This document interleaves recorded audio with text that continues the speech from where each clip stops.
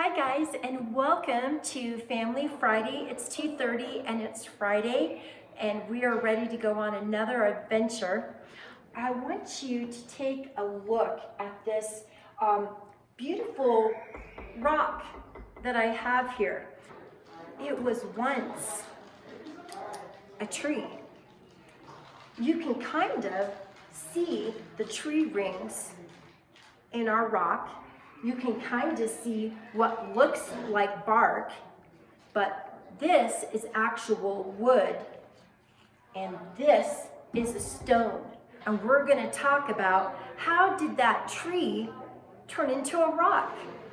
The place that we're going today, the Petrified Forest, this is what scientists think that place looked like millions of years ago, where we have these beautiful trees and a forest, where we have mammals, we have reptiles, we have amphibians, and we're going to even talk about a certain kind of dinosaur.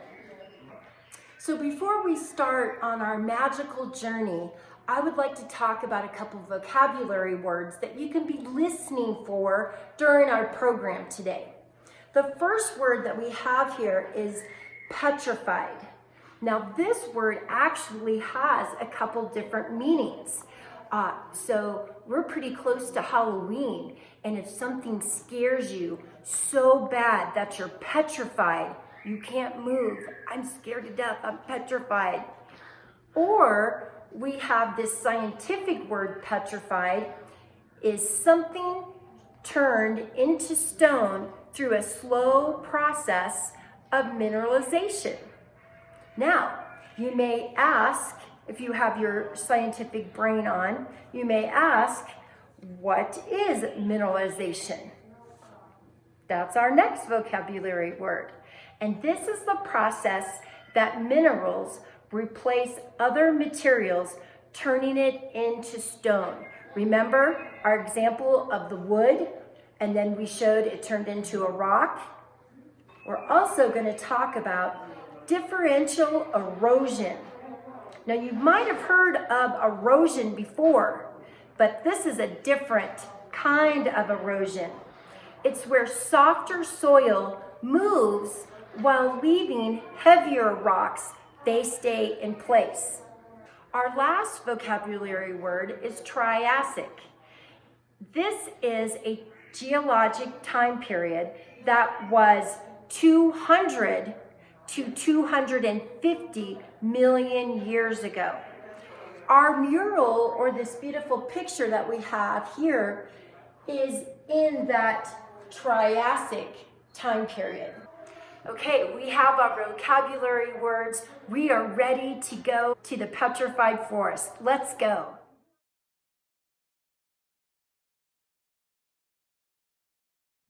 Hi everybody, so here we are at the Petrified Forest, and we get to go on our own personal tour here of the Petrified Forest with my friend Kent here, who is a geologist, and he's going to tell us some really great things about this beautiful place. Hi. Hi. How are you? Oh, I'm doing great. We nailed a fantastic day out here. We did. Petrified Forest is one of the reasons I love living in northern Arizona. This is a day trip from where I live in Flagstaff. And it is one of the greatest fossil localities on planet Earth. The most obvious thing is we have giant pieces of petrified wood out here. That's what the place is famous for. But what many people may not know is that there are other rock layers within the park that have yielded thousands of fossil animals of different types, and also leaf fossils, clam shells that lived in rivers out here. And I think in terms of coming to grips with Earth's ancient past, I can't think of a better place to visualize that. Because here we are in the Arizona desert today, and yet these are pieces of trees that were 100 to 200 feet tall. Wow. There's big conifer trees. We have clear evidence of animals living in swampy conditions out here.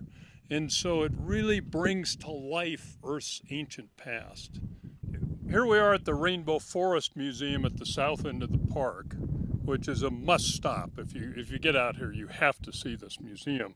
But right out in the front, they have a nice double chunk of petrified wood of a log. You know, this thing's 2.5, 3 feet in diameter right here. And you can see stuck around the outside are these funny looking round rocks. These are stream pebbles, okay? And you can feel it. It's okay to touch this. You can feel this part feels sandy. And so we know that this was once a living tree that was standing up. The trunk was caught up in a flood that was very energetic. There are these stream pebbles that were tumbling along, and it was buried in a layer that must have been thicker than the diameter of the tree trunk. Because in order to make petrified wood, the first thing you have to do is the wood has to be protected from oxygen. Otherwise, it rots away. If you find, you know, like a part of a tree in your backyard, and you watch it over time, it'll break down. So it has to be shielded from oxygen. It has to be buried quickly.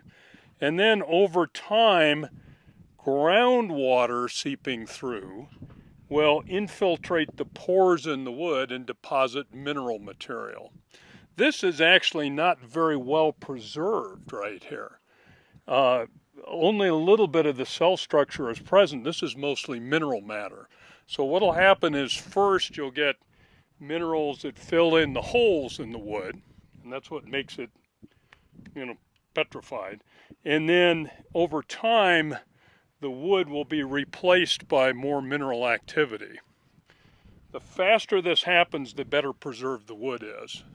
Some of the prettiest wood is actually of the least interest to the scientists that study these fossils because very little of the cell structure is preserved. And in the park, there's a whole range of petrified wood, from material like this to really very well preserved things where they can see details of the cell structure. So this was buried, this log was buried, and then layer after layer of sediment piled up on top of it.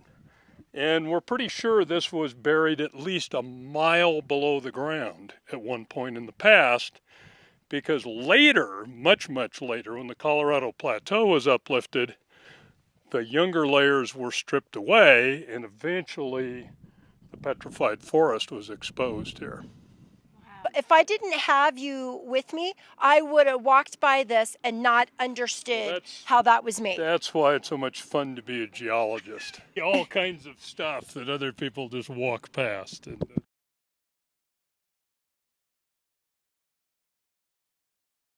So these guys are what are called phytosaurs. They're not crocodiles, they're not dinosaurs. They're more closely related to crocodiles than they are dinosaurs. Okay. They're one of the most common fossils in the park. They died out at the end of the Triassic. There was a mass extinction within a few million years of the youngest rocks out here. Okay. So this is a totally alien world. So that's why this place is so amazing, because it's this snapshot of this world that just, you know, 5 million years later was just gone. You notice there's no grass. Oh yeah. Grasses had not evolved at the time. So where we're at here today, that's what it looked like. Much closer to the equator. Right. Yep. That's what it looked like 220 million years ago. In the petrified forest, you got 20 million years of Earth history. So animals found in the lowermost layers, even within these groups, are different. This guy is not a dinosaur. Okay. Related to crocodiles. Okay. And there are two things you can see. You can look at the ankles. Okay. The other thing is the hip. Hips. You see how there's no ball and socket joint? And so these are the little details they look at to tell these guys apart. Wow. And so you need to be detail oriented. Oh yeah, yeah. This was done by Victor Leshek in 2010. He deliberately chose an aquarium view. So here we're standing, that's the water level. Okay. So that he could include both the aquatic and land animals. Oh, smart. Victor actually worked from the actual fossils painting this. Okay. And so look at the araucarias.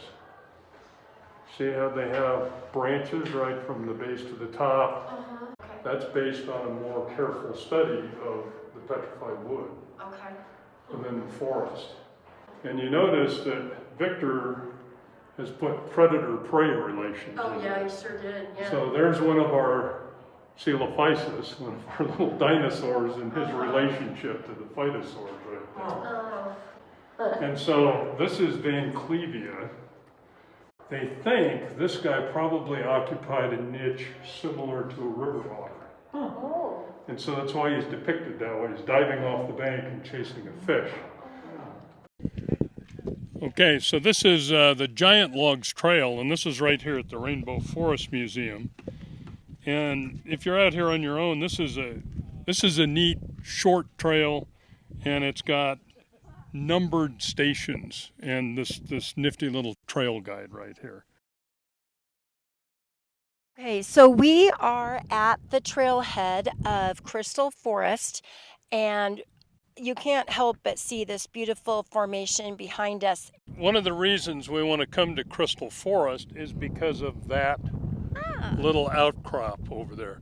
Geologists call that an outcrop, where you can see rocks and their layering. You sure can. Okay. And so the entire park was covered with this layer originally, and it's been eroding away. Okay. And so each layer that you see represents a depositional event. It might be a flood deposit. It might be a layer deposited in a pond where the water was very still, and so very fine mud can accumulate. So layer after layer after layer was built up here over 20 million years during the Triassic period. And these layers were buried under other younger layers, and about 90 million years ago the process reversed and this part of the earth started to lift upward. What we can see clearly here is the erosion, and what we'll see is the ends of some of our petrified logs sticking out of the layers. Ooh. Is this erosion still happening? Absolutely. With each rainstorm we have out here, more and more of the rock erodes away. And in fact, the park paleontologists will go back over some of their favorite fossil grounds and look for new bones that have weathered out. Okay. And we'll see clear evidence of that again when we go across the street. Okay, let's go.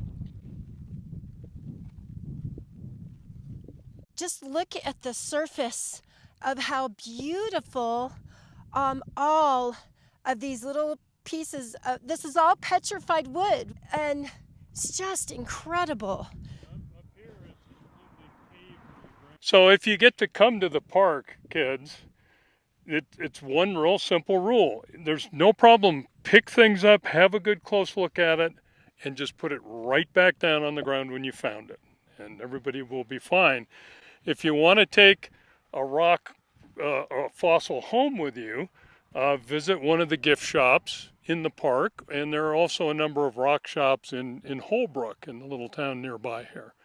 So that's the way you do this. That's how I do it. I never take anything out of the park, and you're only allowed to do that with a permit, even if you are a professional geologist or paleontologist. And think about it, how many people visit the park? If every person that came to the park took something, there'd be nothing left. And you don't know what's important, right. too. That's the other thing. So, Yes. yeah. Okay, I'm going to put this right back where I found it.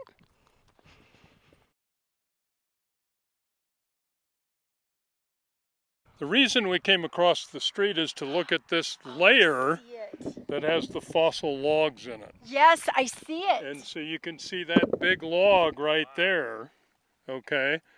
As erosion carries away the mudstone, the petrified wood is much harder. It doesn't erode easily, and eventually it will erode back and another piece of that big log will break off and roll down the hill. And you can see all the pieces right here. You sure can, like a pieces to a puzzle.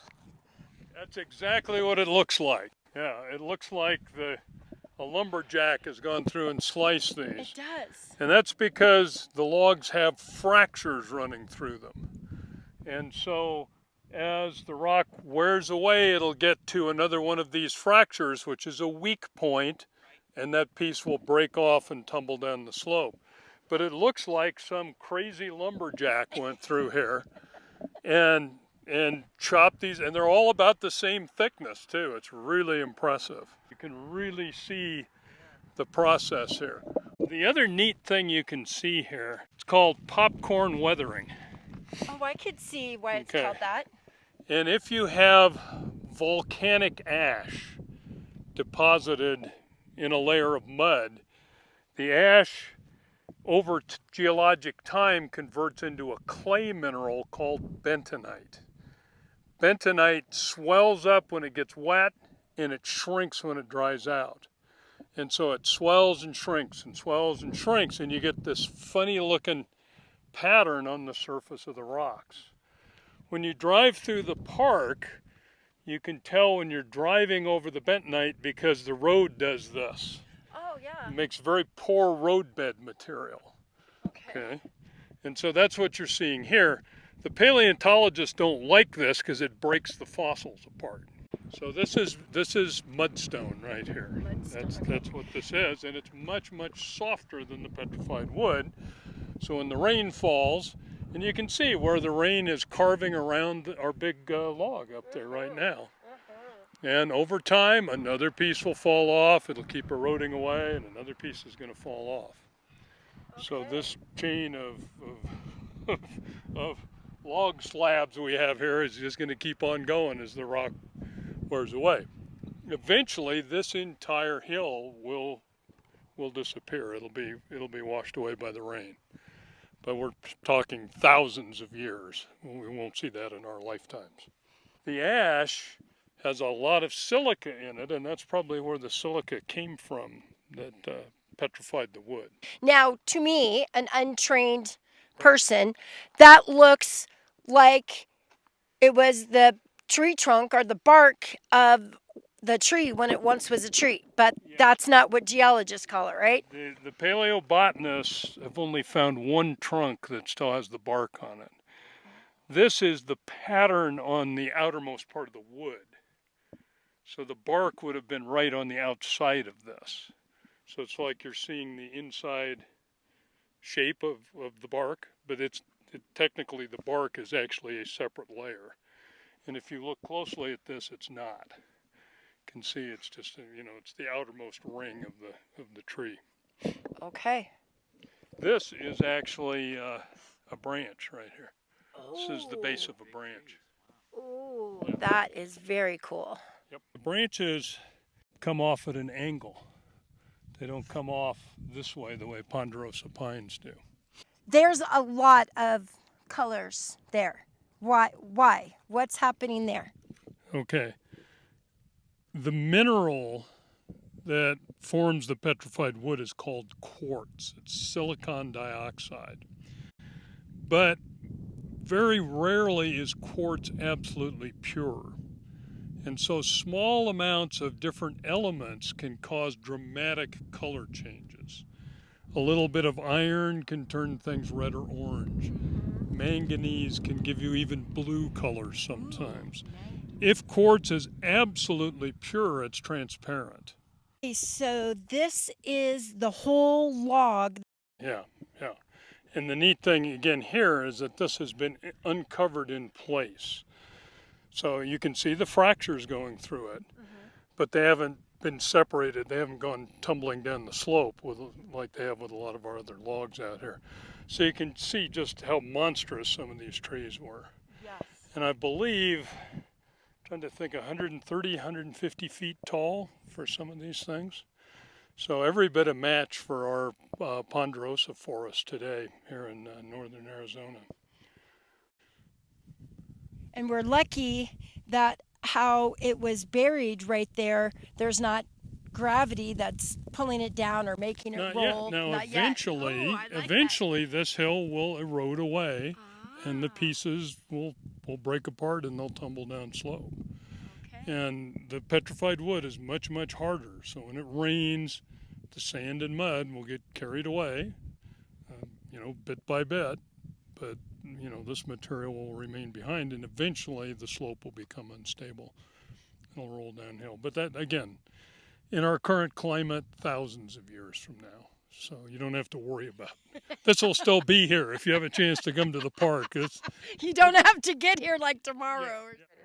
Hi guys, we are back at the Museum of Northern Arizona, and we still have our friend Kent with us, our geologist, and we're in the Geology Gallery here at the Museum of Northern Arizona, and we have some fun science experiments to do, right?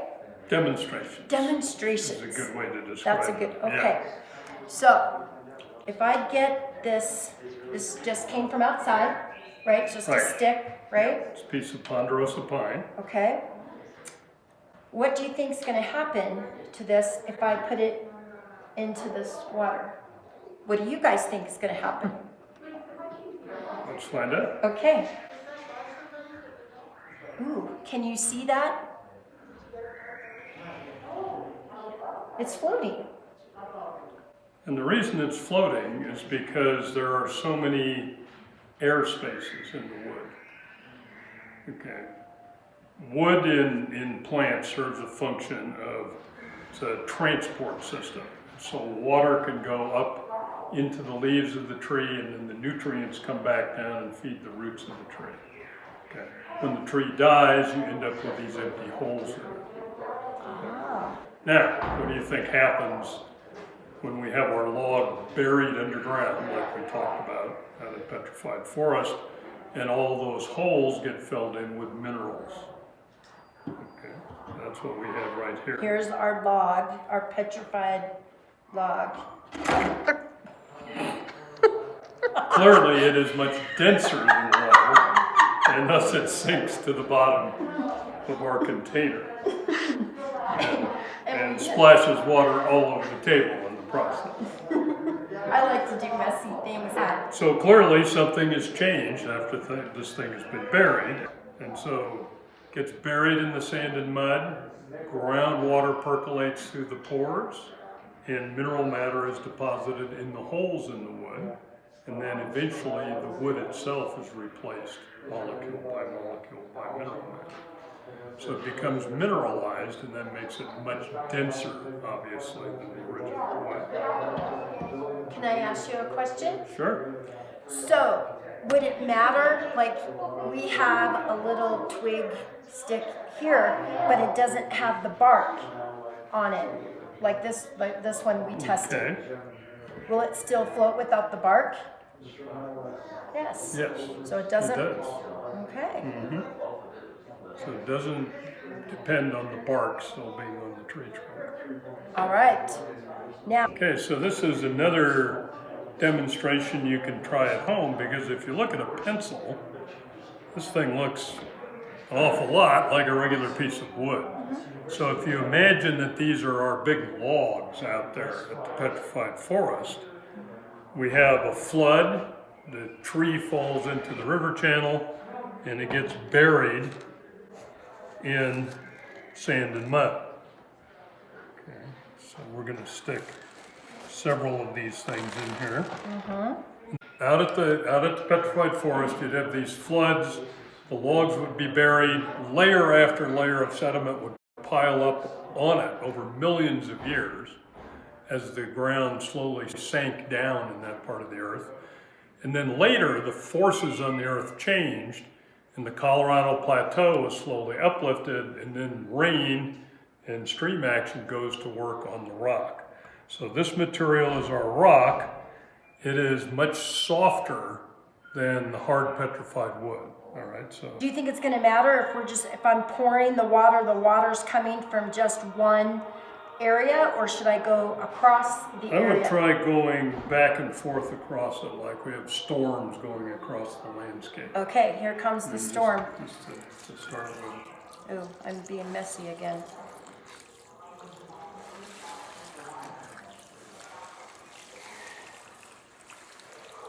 Oh, do you see? Look at some of our logs All are right. showing. So go ahead and take a break right there so you can see the ends of some of the petrified logs sticking out exactly the way they stuck out of the cliff that we looked out at the park. That's pretty good. Yeah, That you is can keep going really on cool. that. The storm dried up. We've hit a drought. And we've now, yeah. But that is exactly Yeah, what and happened. doesn't that look just Yes. almost identical to that? Yeah, To this is that a log great, we're looking at yeah, sticking this out is of a the great cliff demonstration. Yeah, I'd say that's a winner. So you could do this at home. You know, these are all materials. I mean, you can get any kind of bucket and prop it up with rocks, or we just got this dirt and sand and this mixture right out in front of the museum, so you can get it out at your house. Ask permission first before you start digging in your parents' backyard.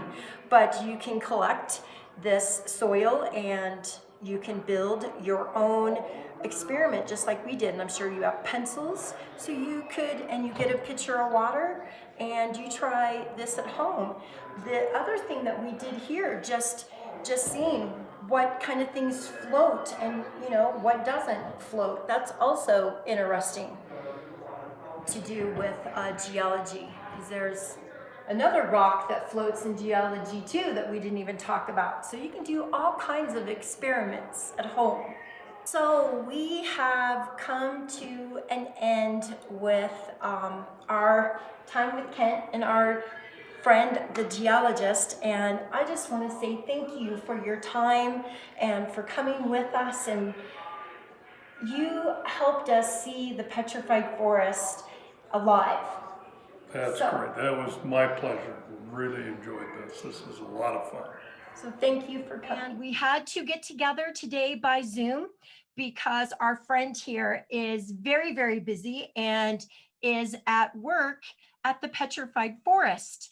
And Adam, what do you do for the Petrified Forest? I do a lot, but my main job is the lead paleontologist. So I'm in charge of going out, looking for fossils, finding them, collecting them, bringing them back, making sure they get cared for in our lab and our museum collections, and then doing research as well as helping make museum exhibits and interpretive signs and things like that. I'm also a research associate with the Museum of Northern Arizona. I was actually there on Wednesday doing some research at the fossil collections. What would a day be like for a paleontologist? Because we might have some young paleontologists out watching. What would a day be like for you in the park? My days, as you can imagine, can be pretty variable depending on what time of year it is and what the weather is doing. But if it's like the summer and we're in the field, I get to work and we grab the truck keys and all of our packs and we go out either to look for fossils in an area we otherwise haven't looked for in a while, or to go and excavate fossils under my permit in a fossil quarry. So we're usually out there during the day, digging or looking for fossils, bringing them back here, and then with our museum staff taking care of those fossils. In the wintertime, it's usually doing things like writing grant proposals and hiring interns or hiring seasonal employees and getting papers written. So it's kind of, it's almost depending on what time of year it is. Like I have a lot of different kinds of things that I'm doing. Petrified Forest, do you know how big it is? Yeah, we're about 220,000 acres. So we're roughly the size of the city of Chicago. Interesting. Everything I can see out my window is in the park. Wow, that is cool. So, has there been a day and a situation that you just stepped back and you said, wow, I totally love my job? It happens all the time. I had one of those moments this morning. In fact, I've been doing some screen washing. So we collect rock that we know has fossils in it. We soak it and we run it through basically small window screens to pick out small little bones. But one of the things that came out of one of these screens today was a complete dinosaur arm bone. And it's only, this long. And dinosaurs are actually pretty rare. Most of what we have in the park are reptiles that are more closely related to crocodilians than they are to dinosaurs. So to just find a dinosaur arm bone on a random Tuesday morning was a pretty cool thing, and I got pretty excited. Wow, that would be exciting. And it's also neat to hear you talk about that, not all dinosaurs were huge, that there was some little ones too. And what a good find to find something so little. Yeah, most of the dinosaurs in the Triassic out here aren't any bigger than a large dog. Like I said, most of the large reptiles that you think of being out here are actually belong to different groups. Before we say goodbye and let you keep on working today, is there some important facts that we need to know about? Sure. There's two things. The first is that I like to tell people, when you're out there wandering around and you see all these, fossil logs and things like that, the park isn't sort of one snapshot in the late Triassic. It's actually 20 million years worth of time through the late Triassic. So, we have fossils that are, at the bottom, the older rocks. We have fossils up in the younger rocks. And in fact, that 20 million years, the fossils, the oldest fossils were already fossilized, and the animals that are now the youngest fossils were even alive. So it's kind of cool to think about what's 20 million years ago from this point today, and how different was the Earth then? Well, that's what we capture out here. So it's just we're really lucky to have sort of this this almost backyard laboratory where we can do things like test hypotheses about evolution and changing climate in the Triassic. And then the second thing is, when you're out here, you're in the Triassic. You will find fossil trees. You will find fossil bones and teeth. If you're out here and you find that stuff, feel free to take photographs. Make sure you put it back where you found it. I am thrilled when people message me or give me a phone call and tell me what they found.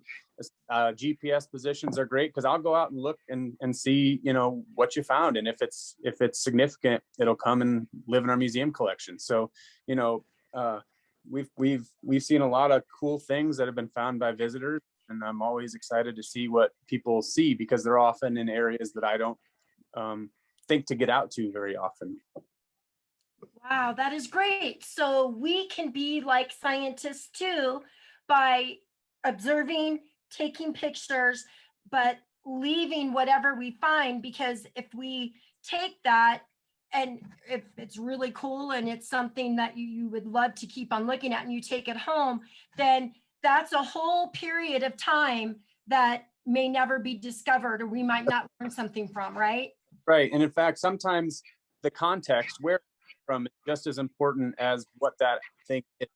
So it's important to see where it is in time and space. Mm-hmm. Kind of like detectives too. If you're solving a crime and you're a detective, you like the area to be left alone because there's all kinds of clues there. So exactly. Okay, so we could be like detectives and scientists and go on an adventure, but take pictures and leave everything there, right? You got it. Okay. Well, Adam, thank you so much. Thanks for having me. Yeah, I wanted to be a paleontologist when I was a little kid, so it's. Wow, you guys, I am exhausted, but I hope that you had a really fun, magical trip today, that you learned a lot. You went to the Petrified Forest. We got to talk to a real geologist, Kent. I had so much fun with you today, learning how a piece of wood can turn into a rock.